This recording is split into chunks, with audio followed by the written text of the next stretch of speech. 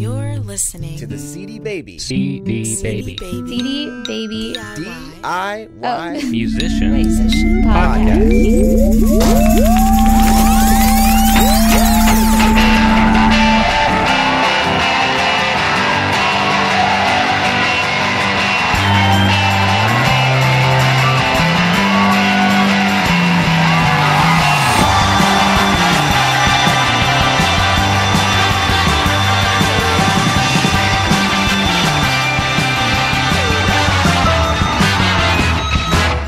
Hey there, and welcome to episode number 58 of the CD Baby DIY Musician Podcast. My name is Kevin, and joining me is Chris and Robert, since this is a Roundtable edition. Hey guys, how's it going? Howdy. Hello. This is the first time the three of us have been together in a while. I know.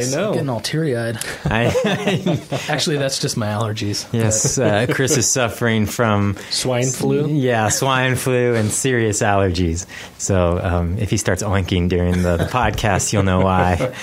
So lots of stuff in the works here at the CD Baby Factory with a whole new website. Yeah, that's keeping us all very busy. It's launching in July, and very busy here at the CD Baby... what do we call this? The factory? The Wonka Factory? The Wonka Factory. That's what it is.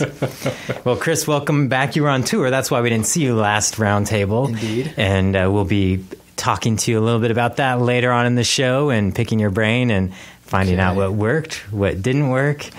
And by that smile, I can tell you're really excited. And I'd just like to say, because I know that it's been mentioned before, we made jokes about it, about finally getting the band together. I did finally get the band back together. Nice. We've had a couple of practices, and it's going very well. All right. Very cool. And you've got like 30 members in the band? Yeah, there's like 10 of us so far, and I think we're all singing. So that's cool. Are you kidding? No. I mean, probably 5 or 6 of us are singing. So and there's 10 people for real? Yes, He's not kidding. Wow. That's bigger than the version I saw when I... Yeah. We kind of like... My brother basically invited all his musical friends, and most of them said yes. So sounds like fun. Yeah. And speaking of bands, my band is actually heading into the studio at the end of May, and so I'll probably start blogging and twittering about that. We were on a bit of a hiatus thanks to Mr. Robley taking our drummer on tour with him. I do what I can. Well, I wanted to remind everyone listening that we do have the lovely CD Baby Podcast t-shirts available for sale. You can find them at cdbaby.com by searching CD Baby Podcast, or just follow the link from the podcast homepage, which is cdbabypodcast.com. And we made sure to keep them affordable at like $12.98, $12.99 for an American Apparel shirt. You can't even go to American Apparel and get a shirt for that. So we're actually losing money. We've been losing money all along. That's right. But your support would be much appreciated and help keep this podcast rolling along. And also I wanted to mention...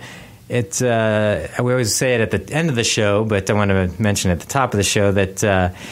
if you have any comments or thoughts and you want to weigh in on an episode, that we have our listener line at 206-426-5683, or you can email us at info@cdbabypodcast.com, or leave a comment on the podcast page along the show with the show notes. So I always say that at the end, but I want to say at the top because, I listen to a lot of podcasts and don't often make it to the very end. And that's right. So we love to hear your thoughts, comments, and have you weigh in. And it's always a lot more fun when everyone participates. And so do that. And what do you say we get into some news? CD Baby. CD Baby Music News. Just have a couple headlines that came across my desk this week that I thought were worth sharing. So let's get to it. Have indie artists finally cracked mainstream radio? A new report says emphatically no. Back in April 2007, the FCC found widespread payola and ordered the 4 largest U.S. radio groups, Clear Channel, CBS, Citadel, and Entercom, to pay $12.5 million in fines and work with the American Association of Independent Music to draft 8 rules of engagement and an indie set-aside, including 4,200 hours of unsigned and indie label music. But the Future of Music Coalition's new survey of Media Guide Airplay data shows little has changed in the 2 years since the FCC decree. Indie music did make slight gains at AAA non-commercial and country radio, but at all 5 other dominant radio formats, AC, Urban AC, Active Rock, CHR Pop, and AAA commercial radio, the share of indie music play remained stagnant. To have maximum impact, does it matter what time of day you do your social networking or use Twitter? Apparently, time is not much of a factor, according to a new study by Wakupa, a social networking site for software. Besides the obvious time when we're all sleeping, social networking activity on the net is pretty much a round-the-clock thing. 2 additional findings: Facebook usage is consistent throughout working and non-working hours. Daily activity on social networks across all regions peaked on average between 9 and 10 p.m. Daily activity across all web applications was highest between 4 and 5 p.m., probably because we're all sick of working, but it's too early to go home. Twitter continued its growth spike throughout the entire first quarter of 2009 with a heavy increase in March. And those were just a couple headlines I saw.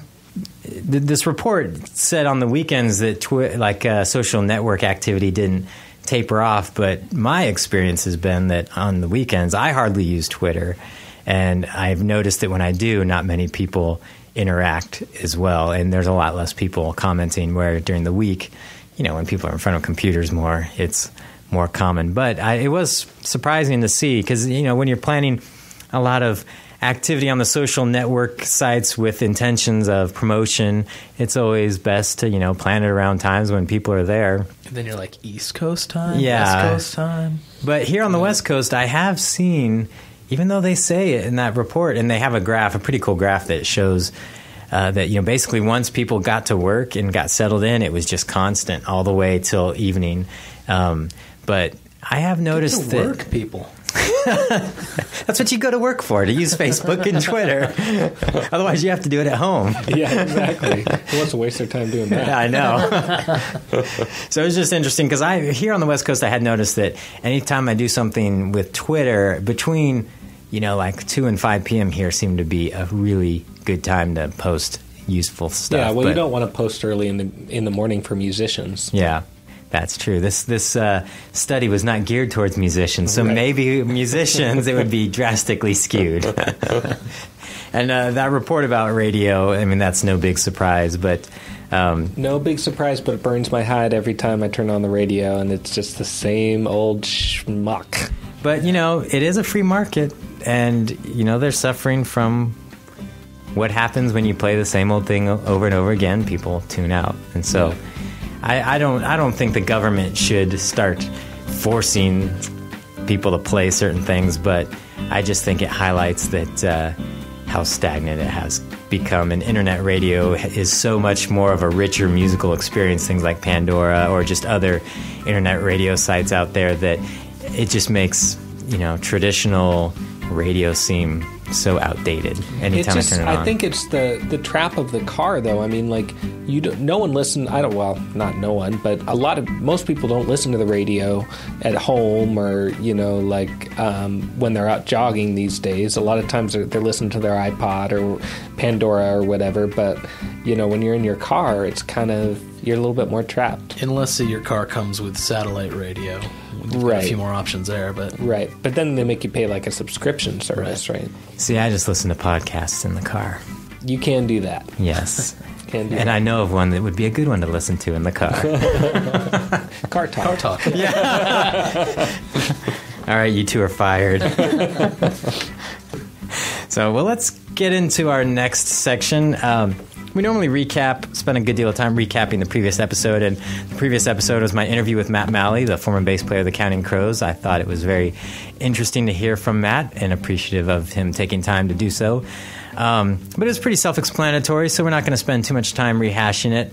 The thing I took from it that I thought was worth highlighting, and Chris, you and I were talking about this, was hearing some of the inner workings of the band, how they had it set up as a business, how sometimes he had to play stuff that he thought was kind of corny. Right. And my whole take on it was that, if you're going to be in a band and you're going to share creative input or be at the mercy of someone else's creative input, you're going to have to do things you don't want to do, and you're just going to have to learn to deal with it, you know?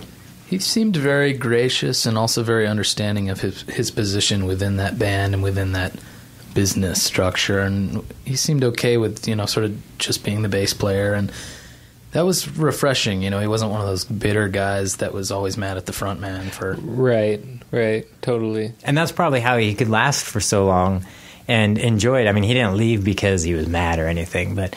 And the other interesting point I thought was just hearing some of the, how they had some of the breakdown of the business side as far as, the royalties and things like that. And he even had a mistake story, which I thought was cool. So. Yeah. A giant mistake.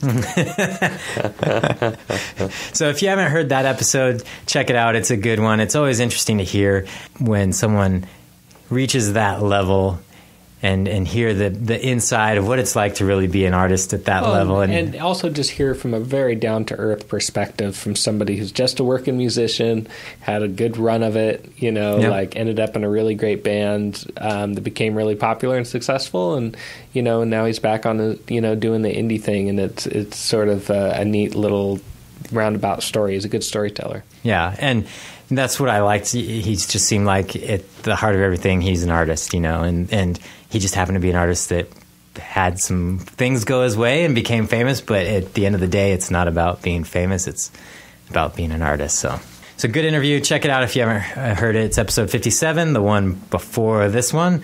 But Chris here went on tour and for like 2 weeks, and you were talking about it leading up to leaving, and we put out some things on Facebook and the Twitter feed about ideas for promotion, and we were going to try and make you our guinea pig for certain things.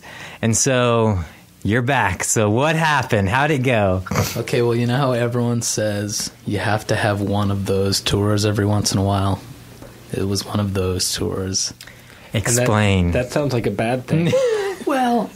Yeah, I think this was our 7th tour, and every other time I've come home, I've felt a sense of achievement. We don't come home rich or wildly famous or anything, but I feel like, I achieved something there. I made a few fans, sold some CDs, maybe brought a few more people out to each show. This time, the first half of the tour went really well. According to those criteria, I felt like we were doing something positive, and then the last 4 shows seemed absolutely pointless to me. They were real bummers, and I wish that they had been reversed on the tour schedule, because I would have come home feeling, that last week was great. But just for some reason, the last 4 shows we played were... How so? What? Turnout, energy, and also being, I think, booked with the wrong kind of acts that bring out fans that are probably just predisposed to maybe not liking our music, but just being indifferent to it. Yeah. So it was like, man, these last 4 shows, we're spending money to be on the road, and it's not returning anything on our investment. So that's the beginning of So you left from Portland, and you went down, basically did the I-5 run, which everyone calls on the West Coast, where you basically go down Interstate 5 down to San Diego and back. Mm-hmm. So what cities did you hit? And what were the good ones? Like, we did Ashland, Modesto. We played on the street one day in San Francisco, and then the following day we played at a proper club in San Francisco. Then we were at San Jose, Merced. Oh, Merced's San Diego. Fun. It was a cool show. Yeah, that one I liked. We opened for a burlesque act. So really, yeah, this girl was taking off all her clothes, and while you guys were playing. And no, that was her act. Oh, okay. So we opened for her, basically. I mean, that's all I need to do to get an act going is take off my clothes? Well, you have to get some really fancy pasties, too. Oh, okay. Okay, so anyways, Merced, San Diego. After San Diego, things turned sour when we hit L.A. So then, basically, L.A., Mountain View, and Chico were... all the places were fine, and the staff at these clubs treated us.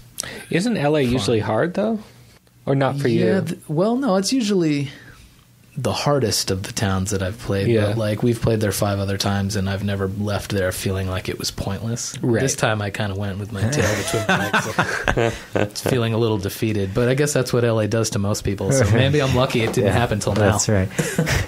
What are you doing as far as like promotion for these individual shows? I know that you've had your Publicist advancing a lot of them, and you did get some press on this tour, though, right? Yeah, just not, I don't think in LA. Okay. Or at least it wasn't brought to my attention. But are you doing anything beyond that, like any advancing the show yourself, or you just allowing the club to do the promotion? Well, or? like a combination of Alex, my publicist, and, you know, whatever the club is going to do. And then I've just been trying to be pretty active on Twitter, Facebook, and MySpace, doing bulletins. And if I know people in those towns, obviously writing them directly and letting them know we'll be there and stuff like that. No, So. and I'm sure this happens all the time. I remember it was kind of a treat when I was setting up small tours for myself going down to California. Not only would you be connecting with the people that are helping you set up the shows and then actually meet them in person if you hadn't actually met them before, but every once in a while we would make like a fan online through MySpace or something like that, and they'd be like, oh, I can't wait till you guys play, and then you go play the show, and then someone comes up to you and is like, hey, I met you online, like, or I saw you on Twitter, remember I'm the one who said this. Like, does that seem to happen a lot? It did the first week. It was weird. We had some people come up to me and say some really incredibly nice things that if I were a more sane individual, it would mean all the world to me. Like, you know, someone basically came up and said that I was their favorite musical discovery of the last 3 years, which to me is like, wow. I mean, it's a big deal, but it just goes in one ear and out the other as soon as something goes wrong. Yeah. And I'm like... But anyways. Well, it's hard when you're on tour or even just with your music in general. I remember, you know, getting hundreds of emails. We love you guys. And then one person says, you guys suck. And I'd just be like stewing. Right. I'm going to go find this guy. I don't care where he lives. We'll probably be to that town soon. And I'm going to find him. That's right. Well, I was just... curious about what you were hoping to accomplish when you set out. I know you've done this, you said 7 times. And do you have any specific goals, like when you're heading out, that this is what I want to accomplish each time I go?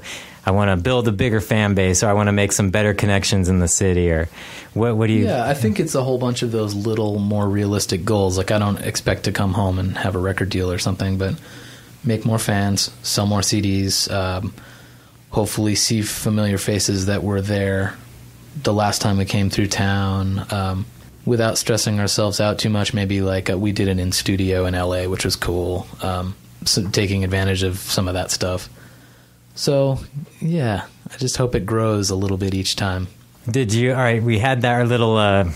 having you doing some things as a guinea pig. Mm-hmm. What did you do, and what were the results? Did a few things. The name of my newest CD is called Movie Theater Haiku. So I had a haiku writing contest at every show, which was interesting. It worked really well in some towns, and then like in LA, it's just pointless. Well, none of them know what a haiku is anyway. But so that was interesting. It was basically... you should hire whoever came up with that idea. Oh, was it you?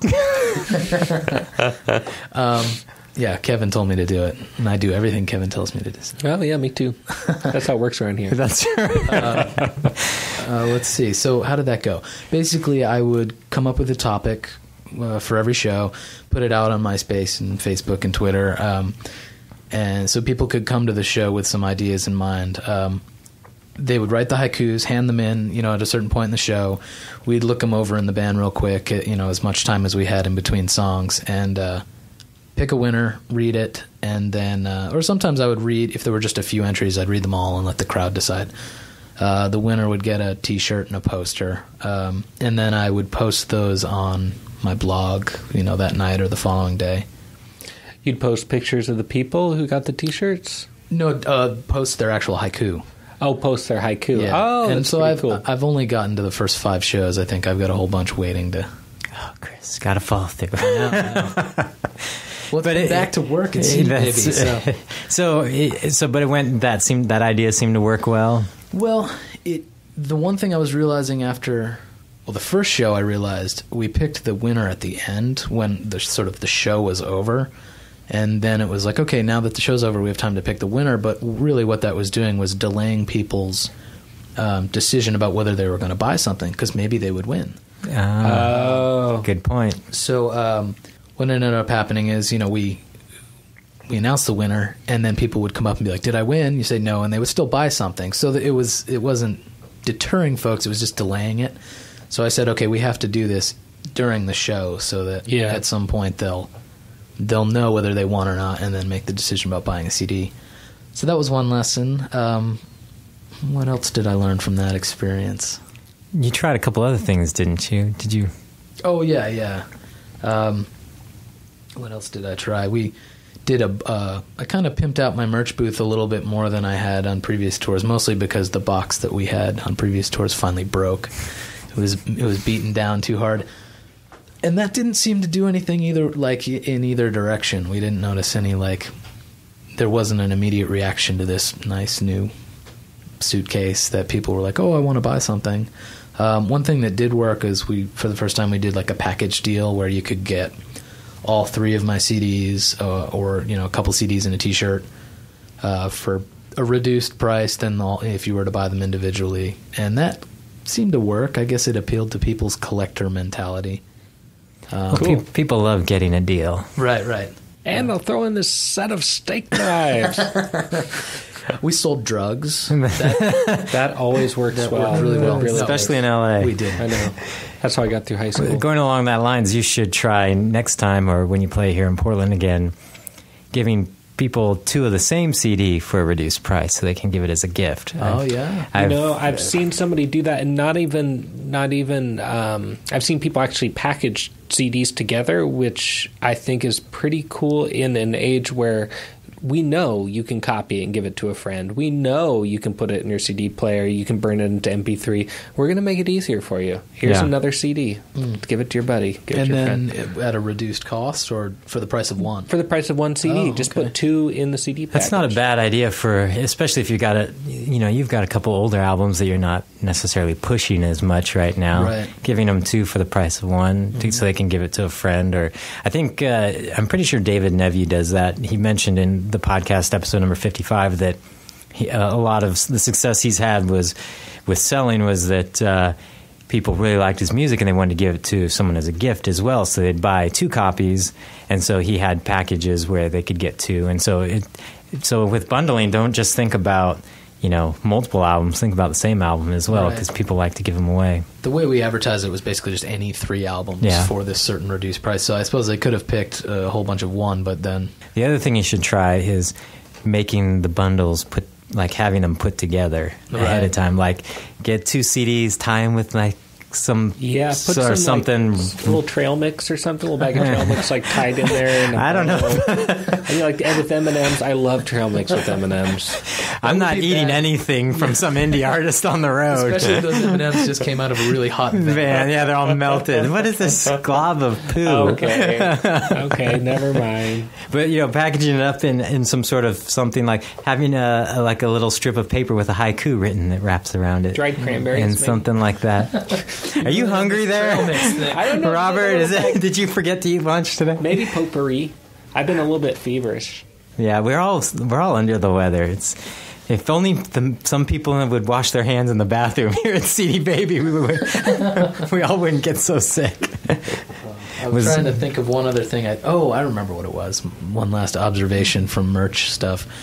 We learned last time we were in San Francisco, not on this tour, but we played on the street a couple days, and having the Visa Mastercard, what do you call it? The Visa Mastercard logo by our swiper machine is actually a detriment when you're busking, because people want to walk by and think that you're like this sort of mythological hobo who isn't tied into that world. I wouldn't give my credit card to a hobo on the street, especially one that looked like you. Yeah. So anyways, we took that down, and then people were throwing their cash in the guitar case. But when you have a Visa logo, they're like, these guys don't need money. Yeah. They got a Visa logo. That's right. They managed to figure out how to take credit cards. They can get their money elsewhere.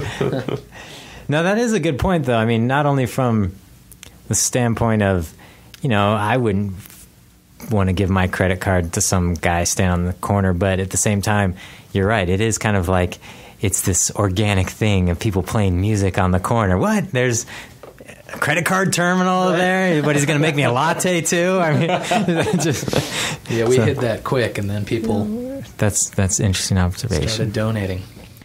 Well, good. Well, I thought it was interesting to, for our listeners, it's good to hear your experience, because you're a lot like many of our listeners, that you've got a full-time job here at CD Baby, and you're still pursuing music pretty much full-time, and go out on tour as much as you can. And one really fun thing that we did different was we got a Sprinter van on this tour, and so we had Xbox, DVDs, Wi-Fi. Oh, that's true. Support. We need to get them to sponsor the podcast. The website for this place is called bandago.com, bandago.com. And they've got an office. They just happen to have one here in Portland. That's their West Coast office.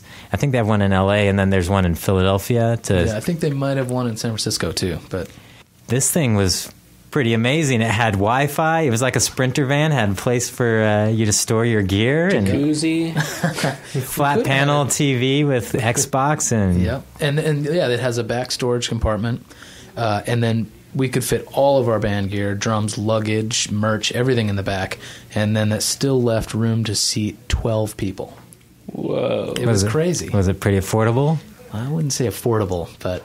Worth the money?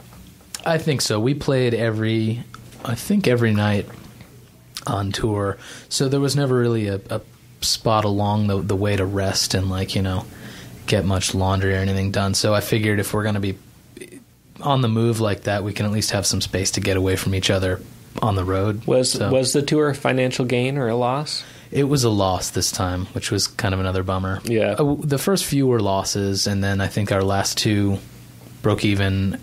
And then I think the very last one made money, so I was like, okay, we're moving on up. Yeah. And now this one was back. But that was partially my own doing for renting the Sprinter. I knew going into it that was going to be a kind of a luxury. It's an investment in the future fandom. Part of it was because you and Peter were working on the road, so the Wi-Fi wasn't just to be able to check email on the road. You guys were actually working. Right, yeah, we full-time. did our 40 hours both weeks while we were out on the road. Whoa. Which I don't really recommend. But, yeah, that seems a bit stressful, but...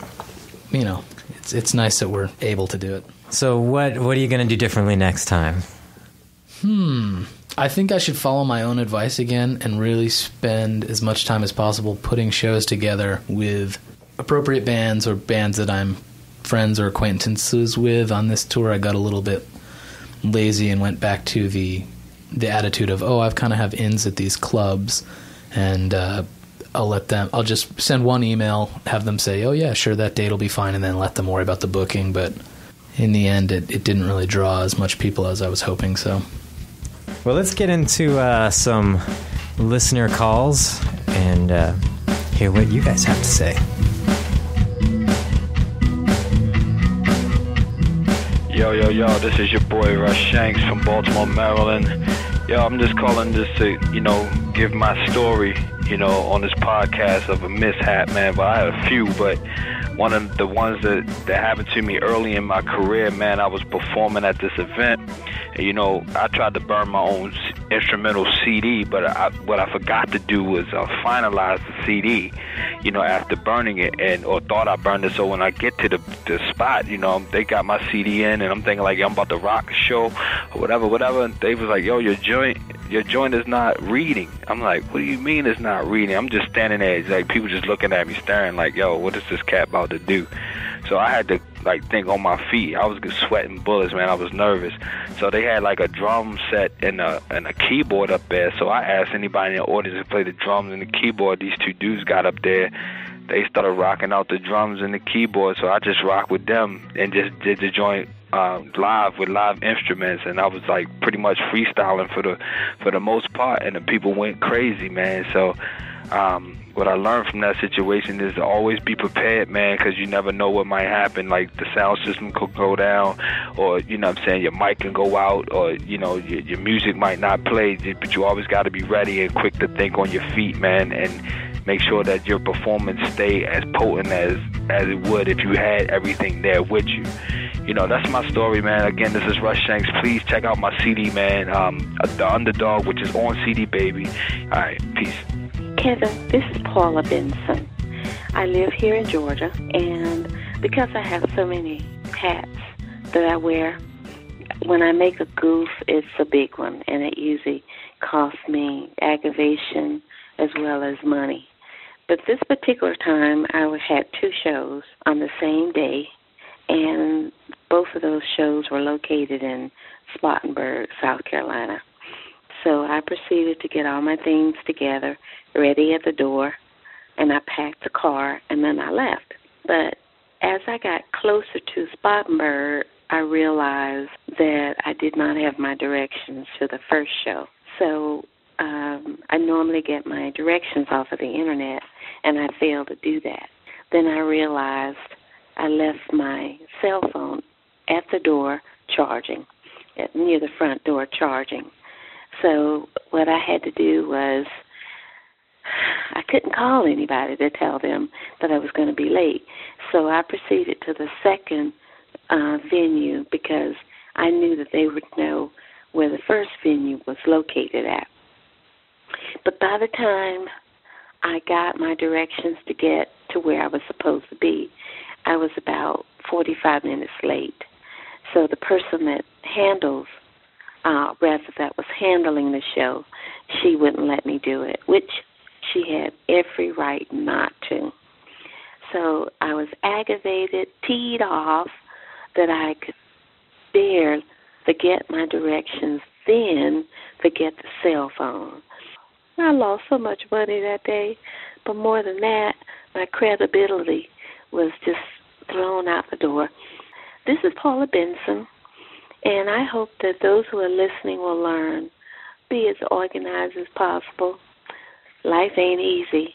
And that song is from my CD, Nation that's located on cdbaby.com.